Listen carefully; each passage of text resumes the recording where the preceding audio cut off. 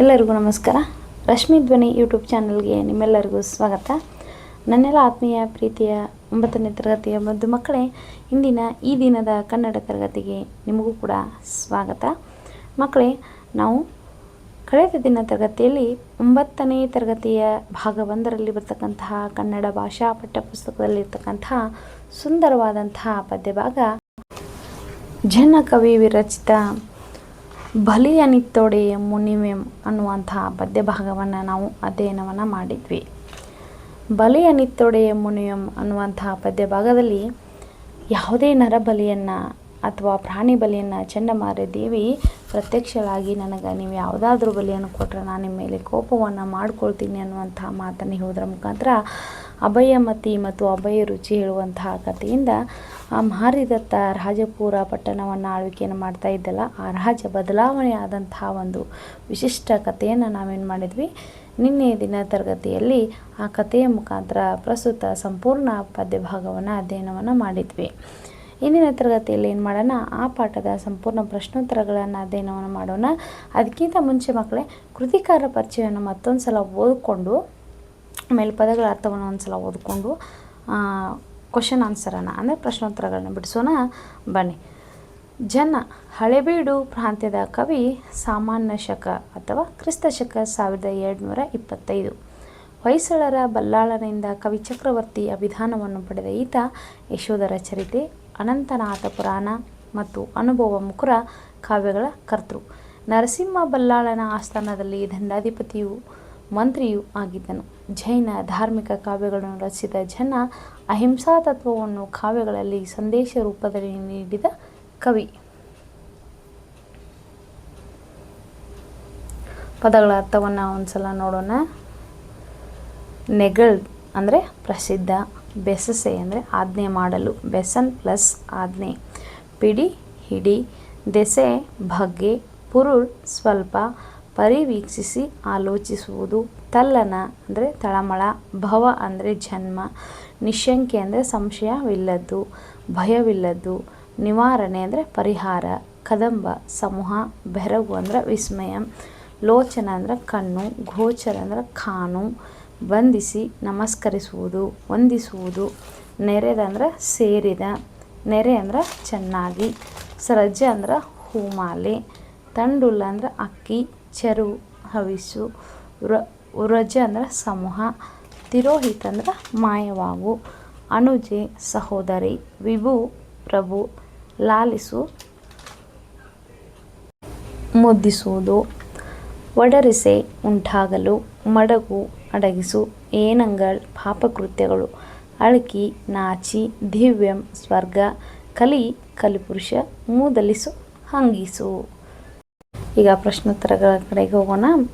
ತರಗತಿ 9ನೇ ತರಗತಿ, ವಿಷಯ ಕನ್ನಡ, ಪಾಠದ ಹೆಸರು ಬಲಿಯನಿತ್ತೊಡೆ ಮುನಿವೆಂ. ಕೊಟ್ಟಿರುವ ಪ್ರಶ್ನೆಗಳಿಗೆ ಒಂದು ವಾಕ್ಯದಲ್ಲಿ ಉತ್ತರಿಸಿ. ಮೊದಲನೇ ಪ್ರಶ್ನೆ, ಅಭಯ ರುಚಿಯ ಸಹೋದರಿಯ ಹೆಸರೇನು?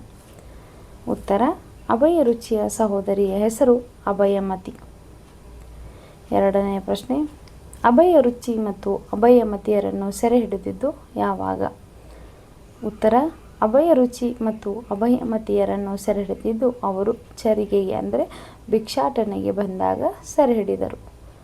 ಮೂರನೇ ಪ್ರಶ್ನೆ, ಕುಸುಮದತ್ತನ ತಂದೆಯ ಹೆಸರೇನು? ಉತ್ತರ, ಕುಸುಮದತ್ತನ ತಂದೆಯ ಹೆಸರು ಮಾರಿದತ್ತ.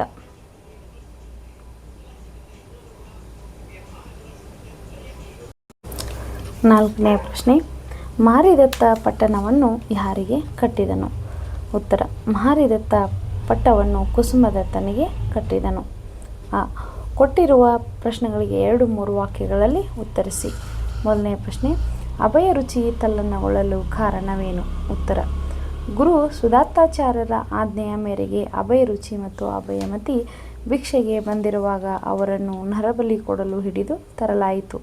ಆಗ ನಿರ್ಭೀತನಾದ ಅಭಯ ರುಚಿ ರಾಜಪುರವೆಂಬ ಪಟ್ಟಣದ ಅರಸ ಮಾರಿದತ್ತನಿಗೆ ಒದಗಿ ಬರಬಹುದಾದ ಕೇಡನ್ನು ನೆನೆದು ಕರುಣೆಯಿಂದ ತಲ್ಲಣಗೊಂಡನು. ಎರಡನೇ ಪ್ರಶ್ನೆ, ಮಾರಿದತ್ತನು ಏಕೆ ಉದ್ವಿಗ್ನನಾದನು? ಉತ್ತರ, ಮಾರಿಮನೆಯ ದೃಶ್ಯವನ್ನು ಕಂಡು ಸ್ವಲ್ಪವೂ ಭಯಗೊಳ್ಳದೆ ಅಭಯ ರುಚಿಯು ಮಾರಿದತ್ತನ್ನು ಕುರಿತು, ಇಷ್ಟೊಂದು ಜೀವಿಗಳನ್ನು ಕೊಂದಿರುವೆ, ನರಕದೊಳಕ್ಕೆ ಇದಕ್ಕೆ ನಿವಾರಣೆ ದೊರೆಯುವುದು ಎಂದು ಅಲ್ಲಿ ನೆರೆದ ಜನತೆಯ ಮುಂದೆ ಸಾರಿ ಹೇಳಿದನು. ಈ ಮಾತನ್ನು ಕೇಳಿದ ಮಾರಿದತ್ತನು ಉದ್ವಿಗ್ನನಾದನು. 3ನೇ ಪ್ರಶ್ನೆ, ಚಂಡಮಾರಿ ಜನರನ್ನು ಕುರಿತು ಹೇಳಿದ್ದು ಏನು? ಉತ್ತರ, ಚಂಡಮಾರಿಯು ಅಂದರೆ ದೇವತೆ ಜಾತ್ರೆಗೆ ಬಂದು ಸೇರಿದ ಜನತೆಯನ್ನು ಕುರಿತು ನನ್ನ ಪೂಜೆಯನ್ನು ಜಲ, ಗಂಧ, ಹೂಮಾಲೆ, ಅಕ್ಕಿ, ಧೂಪ, ದೀಪ, ಹವಿಸ್ಸು ಮತ್ತು ತಾಂಬೂಲ ಸಮೂಹಗಳಿಂದ ಪೂಜಿಸಲು ತಿಳಿಸುತ್ತಾ, ಜೀವಜಾತದಿಂದ ಬಲಿಯನ್ನು ಕೊಟ್ಟರೆ ತಾನು ಮುನಿಯುವುದಾಗಿ ಕೋಪಿಸಿಕೊಳ್ಳುವುದಾಗಿ ಹೇಳಿತು. 4ನೇ ಪ್ರಶ್ನೆ, ಜೀವಿಗಳನ್ನು ಬಲಿ ಕೊಡುವುದರಿಂದ ಆಗುವ ಪರಿಣಾಮಗಳೇನು? ಉತ್ತರ, ಹಿಂಸೆ ಮಾನವನನ್ನು ರಾಕ್ಷಸನನ್ನಾಗಿ ಮಾಡುತ್ತದೆ. ಜೀವಿಗಳನ್ನು ಬಲಿ ಕೊಡುವುದು ಇರಲಿ, ಜೀವಿಗಳನ್ನು ಕೊಡುವುದಕ್ಕಾಗಿ ಸಂಕಲ್ಪಿಸುವುದು ಘೋರ ಪಾಪ. ಹೀಗಿರುವಾಗ ಜೀವಿಗಳ ಬಲಿ ಕೊಡುವ ಘೋರ ಪಾಪ ಜನ್ಮ ಜನ್ಮಾಂತರ ಕಾಡುತ್ತದೆ. ಈ ಘೋರ ಪಾಪದ ಪರಿಹಾರವನ್ನು ನರಕದಲ್ಲೇ ಅನುಭವಿಸಬೇಕಾಗುತ್ತದೆ. ಇವು ಜೀವ ಬಲಿ ಕೊಡುವುದರಿಂದ ಆಗುವ ಪರಿಣಾಮಗಳು. ಈ ಕೊಟ್ಟಿರುವ ಪ್ರಶ್ನೆಗಳಿಗೆ 8-10 ವಾಕ್ಯಗಳಲ್ಲಿ ಉತ್ತರಿಸಿ. 1ನೇ ಪ್ರಶ್ನೆ, ಅಭಯ ರುಚಿ ಮಾರಿದತ್ತನನ್ನು ಭೇಟಿಯಾದ ಸಂದರ್ಭವನ್ನು ವಿವರಿಸಿ. ಉತ್ತರ, ಚಂಡಮಾರಿ ದೇವಿಗೆ ನರಬಲಿ ಕೊಡುವುದಕ್ಕಾಗಿ ಮಾನವರನ್ನು ಹಿಡಿದು ತರುವಂತೆ ಮಾರಿದತ್ತ ತರಾಳ ಚಂಡಕರ್ಮನಿಗೆ ಆಜ್ಞಾಪಿಸಿದ. ಅವನು ಆ ಪುರಕ್ಕೆ ಬಂದು ಭಿಕ್ಷೆ ಹೊರಟಿದ್ದ ಎಳೆಯ ವಯಸ್ಸಿನ ಸಹೋದರ ಸಹೋದರಿಯರಾದ ಅಭಯ ರುಚಿ ಮತ್ತು ಅಭಯಮತಿಯರನ್ನು ಹಿಡಿದು ತಂದು ಮಾರಿದತ್ತನಿಗೆ ಒಪ್ಪಿಸುವನು. ಮಾರಿಯ ಮನೆಯ ಭಯಂಕರ ದೃಶ್ಯದಿಂದ ಆ ಮಕ್ಕಳು ಸ್ವಲ್ಪವೂ ವಿಚಲಿತರಾಗಲಿಲ್ಲ. ಆ ಭಯಾನಕ ವಾತಾವರಣದಲ್ಲಿ ಅತ್ಯಂತ ಕ್ರೂರನಾದ ಮಾರಿದತ್ತನನ್ನು ನೋಡಿದ ಅಭಯ ರುಚಿ ಕುಮಾರನು ತಾನು ಅಭಯ ರುಚಿ, ಈಕೆ ನನ್ನ ಸಹೋದರಿ ಅಭಯಮತಿ ಎಂದು ನಿರ್ಭೀತನಾಗಿ ನುಡಿದನು. ಹಾಗೂ ನಮಗೆ ನೀವು ಕೊಡುವ ಬಲಿಯ ಹಿಂಸೆಯ ಬಗ್ಗೆ ಸ್ವಲ್ಪವೂ ಭಯವಿಲ್ಲ, ಆದರೆ ನಿಮಗೆ ತಟ್ಟಬಹುದಾದ ಜೀವಿತಾವಧಿಯ ನರಕದ ಬಗ್ಗೆ ಆಲೋಚಿಸಿದಾಗ ಮನಸ್ಸು ಕರುಣೆಯಿಂದ ತಲ್ಲಣಗೊಳ್ಳುತ್ತದೆ ಎಂದು ನುಡಿದನು. ಅವರ ಸ್ಥೈರ್ಯ ಕಂಡು ಬೆಕ್ಕಸಬೇಕಾದ ಮಾರಿದತ್ತ ಅವರನ್ನು ಬಲಿ ಕೊಡದೆ ಅವರ ವೃತ್ತಾಂತವನ್ನು ತಿಳಿಯ ಬಯಸಿದ. ಇದು ಅಭಯ ರುಚಿ ಮಾರಿದತ್ತನನ್ನು ಭೇಟಿಯಾದ ಸಂದರ್ಭ. 2ನೇ ಪ್ರಶ್ನೆ, ಅಭಯ ರುಚಿಯ ಮಾತುಗಳು ಮಾರಿದತ್ತನ ಮೇಲೆ ಬೀರಿದ ಪರಿಣಾಮವನ್ನು ತಿಳಿಸಿ. ಉತ್ತರ, ಸಂಕಲ್ಪ ಹಿಂಸೆಯ ಮಾತ್ರಕ್ಕೆ ನಾನು ಹಲವು ಜನ್ಮಗಳ ಭವಾವಳಿಯಲ್ಲಿ ಸಾಗಿ ಬರಬೇಕಾಯಿತು. ಘೋರ ಹಿಂಸಾಚಾರಗಳನ್ನು ಮಾಡುತ್ತಿರುವ ಮಾರಿದತ್ತ, ನೀನು ನಿಸ್ಸಂಶಯವಾಗಿ ಈ ಪಾಪಗಳ ಪರಿಹಾರವನ್ನು ನರಕದಲ್ಲೇ ನಿವಾರಣೆ ಹೊಂದಬೇಕು ಎಂಬ ಅಭಯ ರುಚಿಯ ಮಾತನ್ನು ಕೇಳಿದ ಮಾರಿದತ್ತನು ತುಂಬ ಬೆರಗಾಗಿ ಉದ್ವೇಗಕ್ಕೆ ಒಳಗಾದನು. ಮಾರಿದತ್ತನಲ್ಲಿ ಅಗಾಧವಾದ ಪರಿವರ್ತನೆಯನ್ನು ಕಂಡು ಬರುತ್ತಿತ್ತು. ಮಾರಿಯ ಬಲಿಗಾಗಿ ಬಂಧಿಸಿಟ್ಟಿದ್ದ ಜೀವರಾಶಿಗಳನ್ನೆಲ್ಲ ಬಂಧನದಿಂದ ಬಿಡಿಸುವನು. ಜನತೆಯ ಸಂತೋಷವನ್ನು, ತನ್ನ ಅನುಜ ನಂದನರ ಮಾತುಗಳನ್ನು ಮಾರಿದತ್ತನು ಆಲಿಸುವನು. ಮಂಗಳ ಸ್ನಾನ ಮಾಡುವಂತೆ ದಡದಡನೆ ಕಣ್ಣೀರು ಸುರಿಸಿದನು. ಸೋದರ ಶಿಶುಗಳಿಬ್ಬರನ್ನು ಸೆಳೆದಪ್ಪಿಕೊಂಡು ಬೆಚ್ಚನೆಯ ಪ್ರೀತಿ ನೀಡಿದನು. ಅಭಯ ರುಚಿಯ ಮಾತುಗಳು ಮಾರಿದತ್ತನ ಮೇಲೆ ಬೀರಿದ ಪರಿಣಾಮವಾಗಿ ಇದುವರೆಗೆ ತಾನು ಮಾಡಿದ ತಪ್ಪಿನ ಅರಿವಾಗಿ ಮಾರಿದತ್ತನು ಜೀನಾದೀಕ್ಷೆಯನ್ನು ಕೈಗೊಂಡನು. 3ನೇ ಪ್ರಶ್ನೆ, ಮಾರಿದತ್ತನು ರಾಜ್ಯವನ್ನು ತ್ಯಜಿಸಲು ಕಾರಣವೇನು? ಉತ್ತರ, ನರಬಲಿ ಕೊಡುವುದಕ್ಕಾಗಿ ರಾಜಪುರಕ್ಕೆ ಭಿಕ್ಷೆ ಹೊರಟಿದ್ದ ಎಳೆಯ ವಯಸ್ಸಿನ ಸಹೋದರ ಸಹೋದರಿಯರಾದ ಅಭಯ ರುಚಿ ಮತ್ತು ಅಭಯಮತಿಯರನ್ನು ಹಿಡಿದು ತಂದು ತರಾಳ ಚಂಡಕರ್ಮನು ಮಾರಿದತ್ತನಿಗೆ ಒಪ್ಪಿಸಿದನು. ಮಾರಿಯ ಮನೆಯ ಭಯಂಕರ ದೃಶ್ಯದಿಂದ ಆ ಮಕ್ಕಳು ಸ್ವಲ್ಪ ವಿಚಲಿತರಾಗಲಿಲ್ಲ. ಆ ಭಯಾನಕ ವಾತಾವರಣದಲ್ಲಿ ಅತ್ಯಂತ ಕ್ರೂರನಾದ ಮಾರಿದತ್ತನನ್ನು ನೋಡಿದ ಅಭಯ ರುಚಿ ಕುಮಾರನು ತಾನು ಅಭಯ ರುಚಿ, ಈಕೆ ನನ್ನ ಸಹೋದರಿ ಅಭಯಮತಿ ಎಂದು ನಿರ್ಭೀತನಾಗಿ ನುಡಿದನು.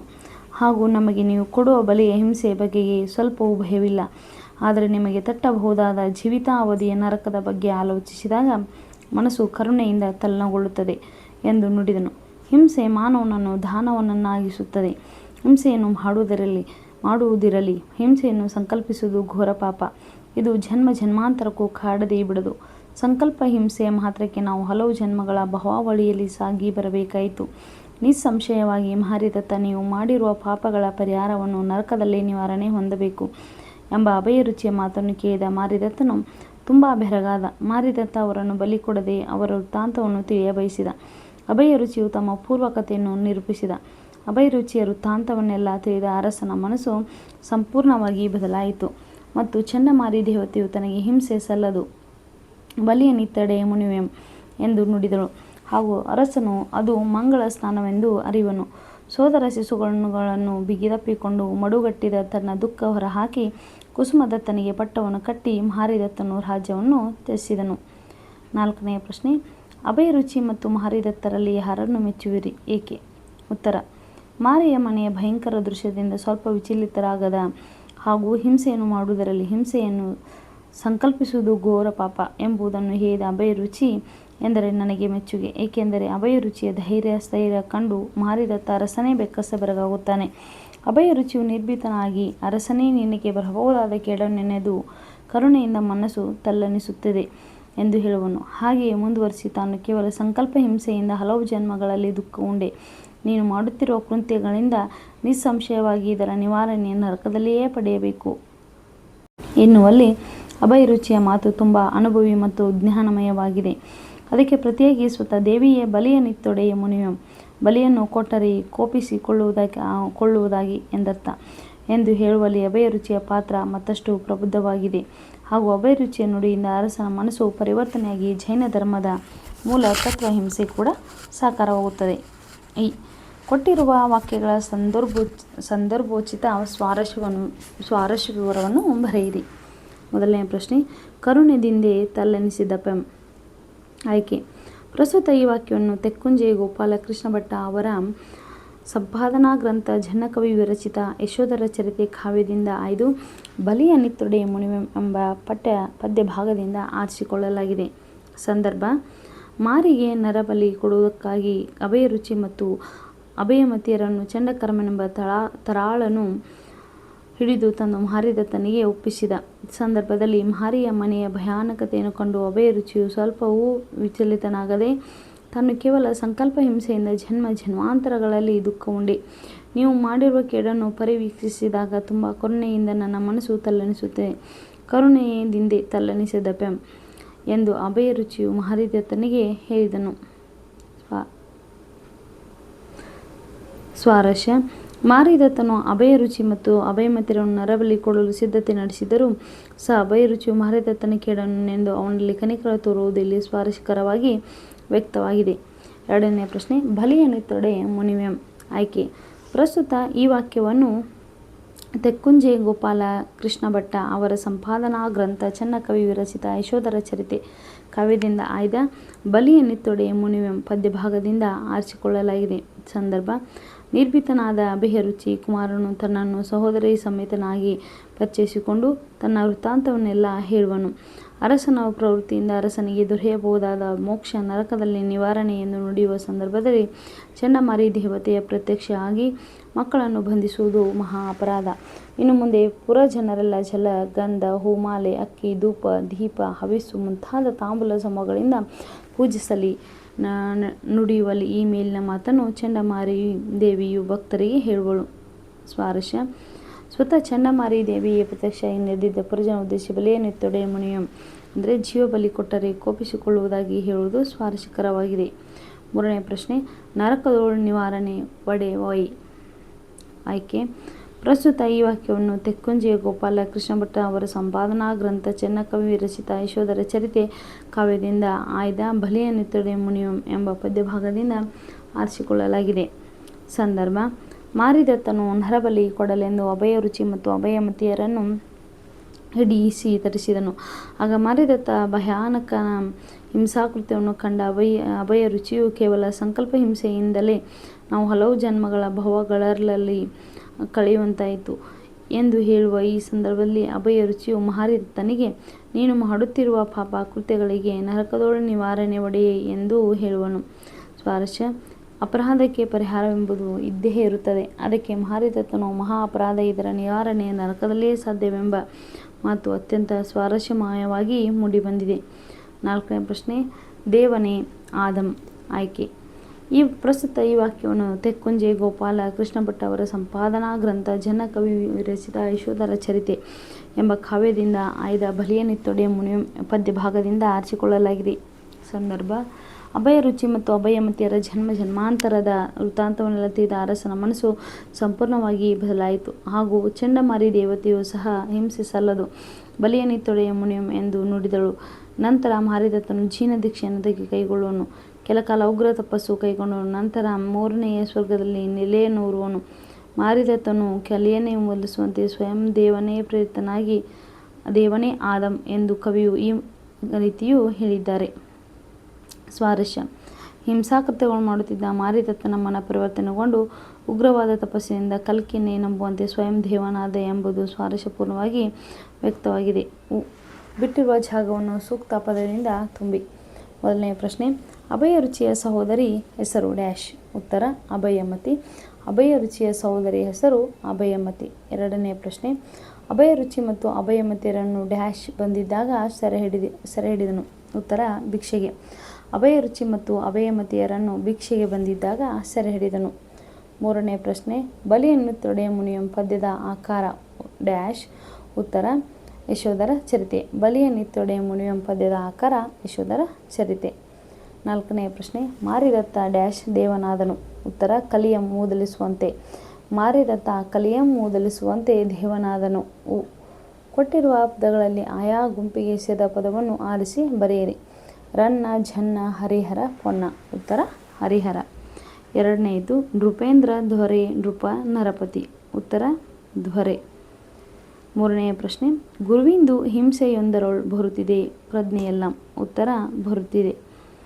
ನಾಲ್ಕನೆಯ ಪ್ರಶ್ನೆ: ವಿಕ್ರಮಾರ್ಜುನ ಅನಂತಪುರಾಣ ಯಶೋಧರ ಚರಿತೆ ವಿಕ್ರಮಾರ್ಜುನ ವಿಜಯ ಅನುಭವ ಮುಖರ. ಉತ್ತರ: ವಿಕ್ರಮಾರ್ಜುನ ವಿಜಯ.